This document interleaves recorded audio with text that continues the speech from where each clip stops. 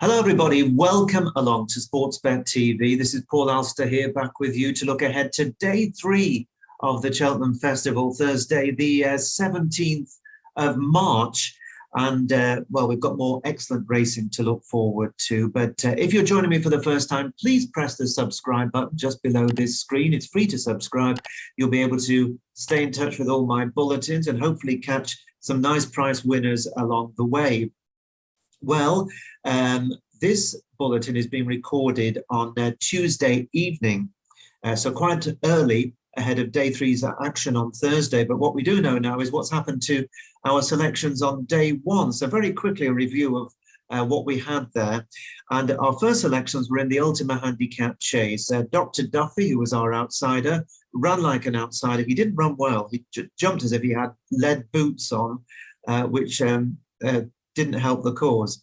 Lost in Translation travelled well for a long way, apart from one mistake in the middle of the race, but he slipped through really nicely on the home turn into about 5th or 6th place, and I was really confident that he was going to stay on to at least finish in the first 6 or 7 for the each way, but in the end he just got run out of it and came 8th, so that was a bit frustrating. Adagio in the Champion Hurdle, I was perfectly happy with him. Noted that Tom Scudamore was tracking Rachel Blackmore on the Great Honeysuckle, but then he made a desperate mistake at the 3rd last, and his race was run then. It was done, and he wasn't persevered with, so hopefully he'll go to Liverpool. He would not have been too far off a place, I'm sure, Adagio, had he not made that desperate mistake. So our only other selections on day 1 were in the Boodles Juvenile Hurdle, a race that was so good to us, of course, in 2021. There were 2 selections. The first was Bell X1, recommended at 33 to 1. Well, he ran an absolute blinder, and he finished 3rd. I think his SP was 28 to 1, and he would probably have gone very close to winning. If you have a look at the replay, you will see that he was carried quite violently to the left after jumping the last by Dan Skelton's horse. If he kept straight and not been forced across the far rail, he would probably have gone very close to beating Brazil and Gaelic Warrior. In the end, he was beaten just over a length. I thought it was a terrific effort. I hope you were on each way at 33 to 1 for a tasty place. And as for the other one I gave you, that was Iberique de Soy. Now, Iberique de Soy, when I recorded the message early for you on Monday, I pointed out that it was 40 to 1 offered, and that there were 6 places on offer at that time, but I expected there would be 7. Well, in the end, he came 7th. So now I don't know whether I can claim the place or not, because I said there were 6 when I saw it, but there could be 7. I'll leave that to you to decide. If you think I should be allowed to claim that as a place, then say so in the comments box, and if not, we'll say so as well. But they both ran really well. Iberique de Soy would probably have got even closer than 7th, but for a bad mistake at the final flight. So the last race kind of just helped us back a little bit after a slow start. Of course, we don't know what happened to our runners on day 2, because this bulletin is recorded before Wednesday's action. Let's hope they all go well. I do know there is some rain forecast Wednesday. That will be interesting to see if it gets into the ground, because the times on Tuesday were very, very quick. Constitution Hill in particular was blindingly fast, a course record. And even in the last race, that desperate 6-runner National Hunt Chase, Statler was a couple of seconds below standard. So even if there's a decent amount of rain, it will probably not make it much worse than good to soft in places, I anticipate. So by Thursday, when it's meant to be drying, I'm hoping the ground will again be good to soft, and that's the ground on which I base my selections. And on Thursday, I have tips for you in 4 races. And as always, they're decent prices, all my each way choices, but also a very rare thing, I have a win bet for you as well. I'll come on to that. So the first race is the 2:10 on Thursday at Cheltenham. It's the Thames Handicap Hurdle. Always a huge cavalry charge over the 3 miles, 24 runners. As I say, I'm anticipating good to soft ground. And the star horse, really, as far as this race is concerned, is Sire de Burley for the Gordon Elliott stable, who won the race in 2019. He won it again in 2020. And then last year, they decided to step him up and go for the Stayers Hurdle. And he ran a superb race to come 2nd in the Stayers Grade 1. To Flooring Porter. Well, he's back again. He's got top weight. doubtless laid out to try and win it again. It would be some achievement, really, a kind of a Willie Wumpkins-like attempt to do what Willie Wumpkins did back in the day, the Cheltenham Festival. I think he won at 4 or 5 festivals. He was a knockout, I think, for Jim Wilson. Anyway, that's Sire de Burley. Whether he can do it again, I don't know. He's top weight, 6-1 chance. Now, there's been a real market move for one of Emmett Mullins's called Winter Fog. Been a bit of an anti-post gamble, this one, since finishing second of 22nd at 27 at Leopardstown over 3 miles. He's one you'd have to be quite fearful of. And I originally narrowed this race down to 3 big price runners that could go well, and one of them is Born Patriot for the Peter Fahey stable. Now, Peter won with surprise package in the Imperial Cup on Saturday at a nice price. Wouldn't surprise me at all if Born Patriot were to go well. He was second at Cheltenham earlier in the season, and it looks like he's been saved. I very nearly put him up for this race, but in the end, I've gone with my other 2, both at big prices in the one race.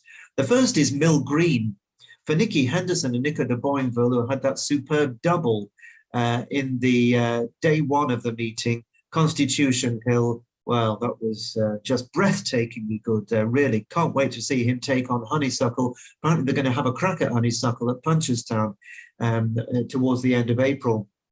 But take a look at Mill Green here. This is a decent 2 and 2.5 mile handicap hurdle over the last few seasons.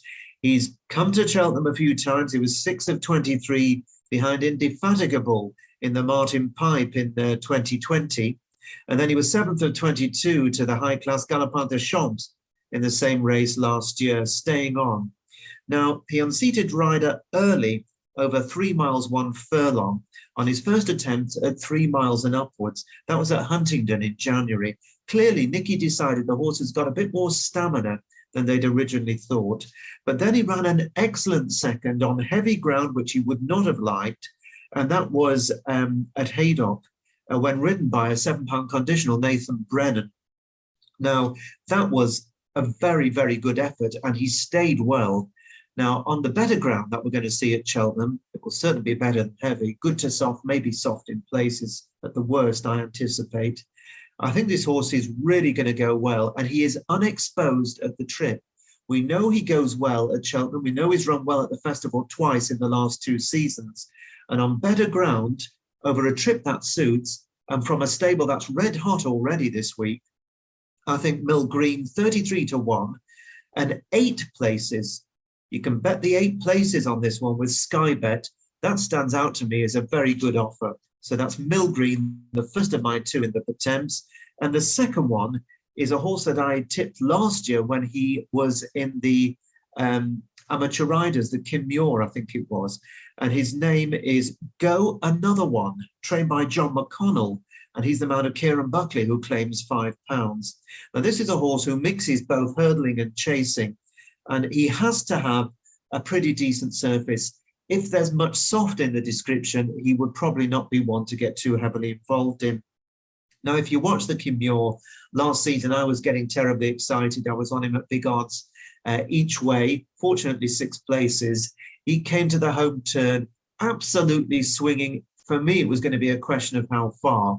But then he emptied completely going to the second last. And clearly, he didn't stay 3.25 miles. That was in the race won by Mount Ida, a horse who came from another parish to go on and win.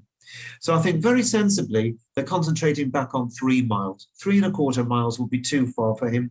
And he looks to have been prepared for this because he had an eye-catching, what I refer to in my notes as a run out.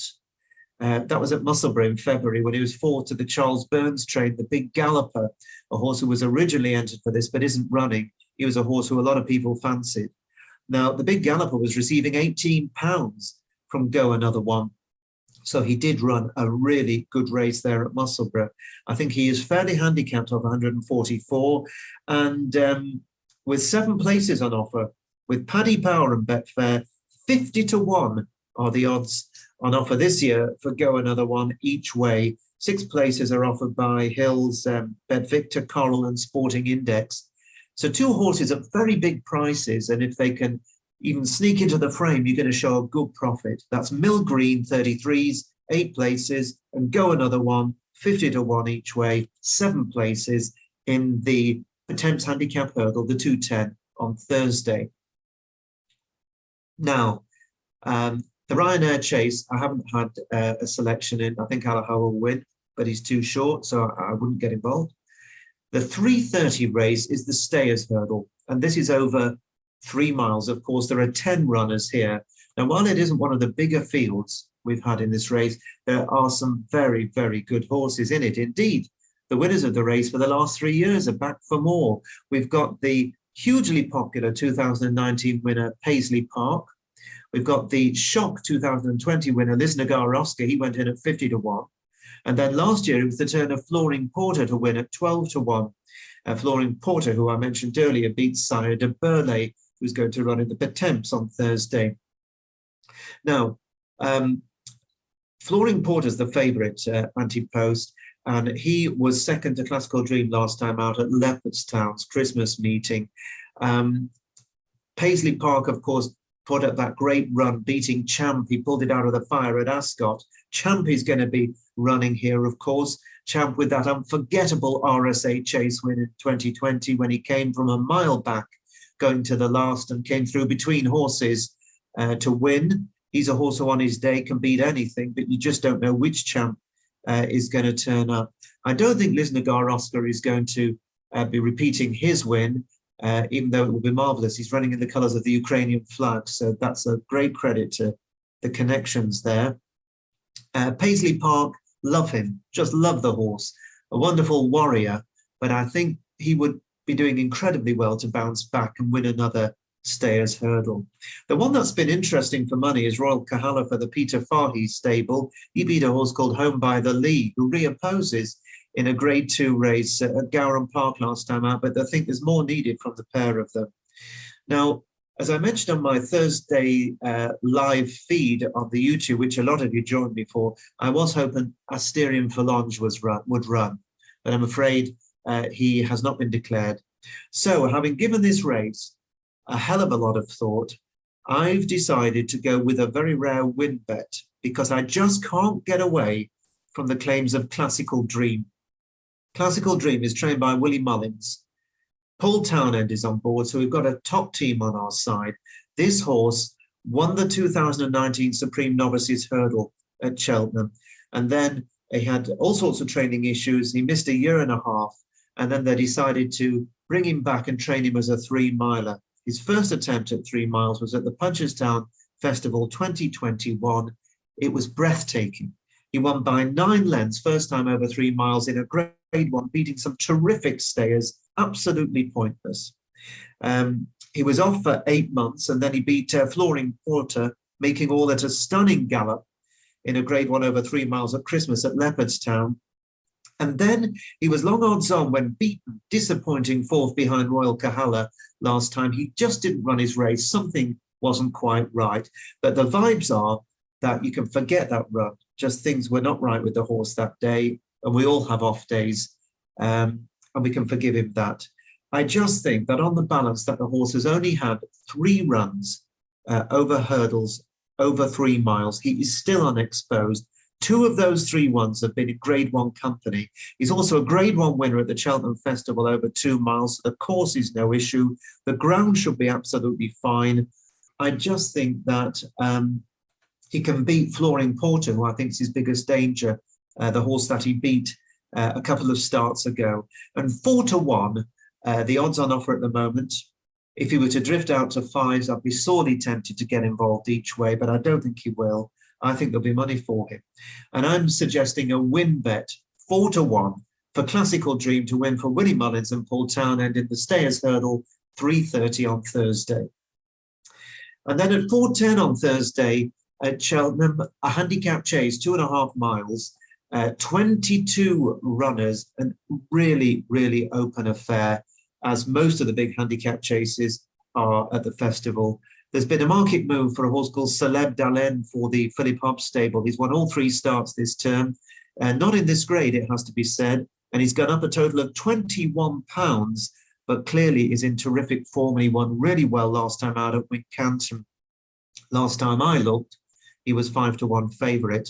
Fergal O'Brien has Imperial Alcazar, who's been winning novice handicap chases, and he goes up here into this race against seasoned, gnarled handicappers, up £8 for his latest 10-length win over course and distance, and there could also be more to come from him. And Alan King, who of course won with Edward Stone, who some of you may have noted I did think will probably win the Arkle, and he won it nicely on Tuesday. He's got the Glancing Queen. Now this is a good mare. Second, beaten 10 lengths by L'Empresse, who of course is due to run in the Grade 1 chase on Wednesday. Previously, she'd won 2 listed mares chase, and she also finished 5th in the Dawn Run hurdle last year. The Glancing Queen is a proper serious contender. But just the one selection for me here, and that's a horse who I have tipped on this service before, and he's due to pop up and surprise. And the horse is called Spirit of the Games. He's trained by Dan Skelton, and Harry Skelton, his brother, is going to ride. And this is a horse I just really love. He keeps coming back and running his races, and he's finally been given a chance by the handicapper, having run so many decent races over the last few seasons at the festival. And here is his record at the Cheltenham Festival. In 2018, he was 5th of 24 in the county hurdle. Then a year later, 2019, he was 3rd of 22 runners in this race off 147. And then in this race in 2020, he finished 6th of 23 off a mark of 149. And then last year, they switched him back to hurdles, and he ran in the Pertemps over 3 miles, which stretches him. It's beyond his best. He still ran very well because he loves this course, and was 8th of 22. Now, this term, he ran a very, very good race in the Paddy Power Gold Cup, the race won by the ill-fated Midnight Shadow of Sue Smith. He was only beaten 7 lengths there off a mark of 144, so he wasn't beaten far, and it was off a much higher mark than he's going to face on Thursday. Next 2 runs, he didn't get home. They tried him again over the 3 miles. Or maybe they were running over the 3 miles, knowing he wouldn't get home. Maybe the handicapper will give him some leeway. And that's what's happened. Last time out, he was 3rd of 10 in a Grade 3 chase under a conditional rider. But now everything, for me, is falling into place for this horse, because he's down to 136. That's £8 lower than when only beaten 7 lengths in the Paddy Power Gold Cup here in the midwinter in November. I think he has a proper chance off 136 with Harry Skelton back on him. And 7 places are offered across the board at the time of this recording on Tuesday evening, and he's a 20-1 shot. So each way 20-1.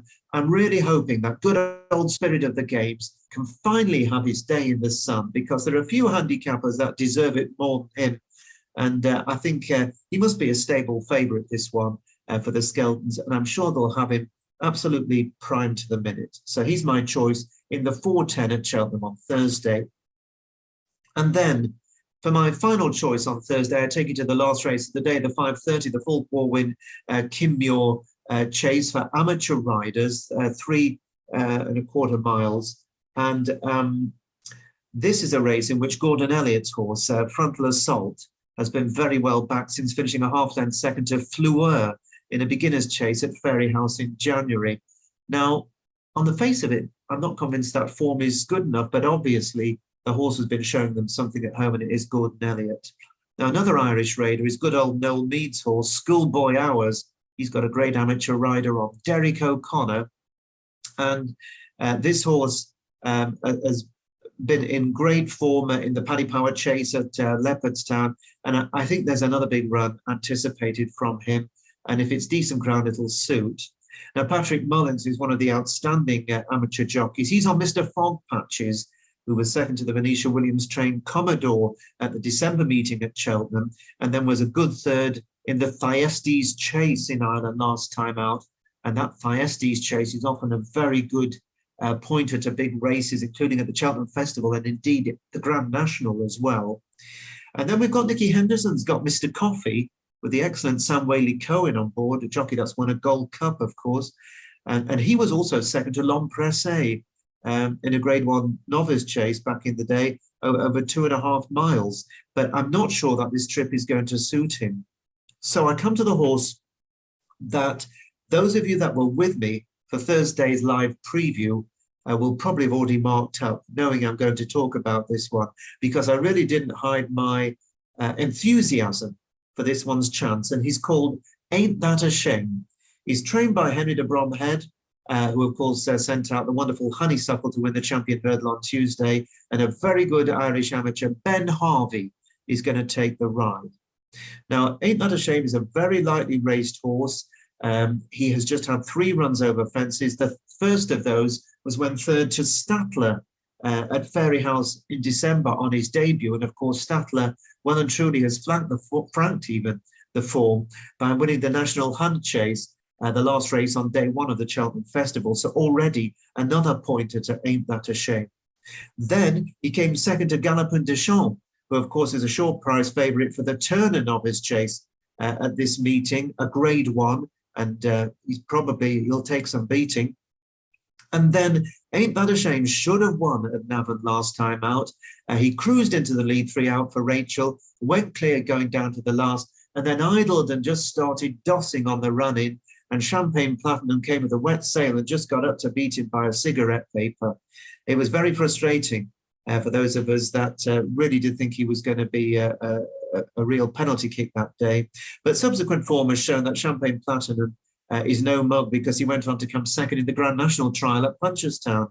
So much points to Ain't That a Shame. Now, I know it's an amateur riders race, and sometimes silly things can happen in these races, but as long as he gets a clear run round, in the bigger field, that should allow Ben Harvey to keep him covered up. And on ground that's probably going to suit him ideally, good to soft in places at worst, I think he's going to run a huge race. And for me, he's a horse that I think is going to be worth a proper bet. So Ain't That a Shame, 8-1 each way for 6 places at the time of this recording on Tuesday evening. And that's available with Bet365 and Sky Bet. I wouldn't be at all surprised if there's a bit of a gamble on him, given the fact that Statler's won. And if that Galopin des Champs goes in as well, I think everybody will see the form lines that I've been directing you to since about a month ago when I put him up on this channel. So Ain't That a Shame is the final one of my selections for Thursday. Let's hope they all run well. It was a mixed bag on day 1, but we did get a bit of a shout in the third of our 3 races. I'm hoping that my Wednesday selections give us plenty to shout about as well. These are your selections for Thursday, and I'll be back with the Day 4 bulletin, of course, which will include my selection for the Cheltenham Gold Cup, the blue ribboned event. It's going to be an amazing final day, I think, of the festival. So I hope you'll be coming back for Day 4 as well. If you haven't already done so, press that subscribe button. If you've got any comments, do leave them in the box below. But for now, from me, Paul Alster, here at SportsBet, I'll say goodbye, and I wish you the very best of luck.